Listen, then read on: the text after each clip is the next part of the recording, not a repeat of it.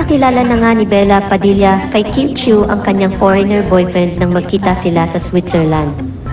Ipinamalas ng dalawang aktres ang kanilang pagkakaibigan sa isang masayang pagkakataon sa Europe.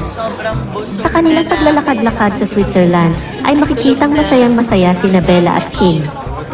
Sinamantala nila ang magandang panahon at nagpa siya na kumain sa isang mamahaling restaurant kasama ang boyfriend ni Bella upang subukan ang mga lutong Swiss cuisine. Hindi rin nagpahuli sina Bella at Kim sa mga turistang nag-enjoy sa kanilang bakasyon at nag-selfie pa nga sila. Ibinahagi nila ang mga litrato sa kanilang social media accounts, kung saan makikita ang kanilang mga ngiti na nagpapakita ng masayang pagsasamahan. Ngunit sa kabila ng saya at kasiyahan, hindi maiiwasan na tila na-miss ni Kim Chiu ang kanyang nobyo na si Xian Lin.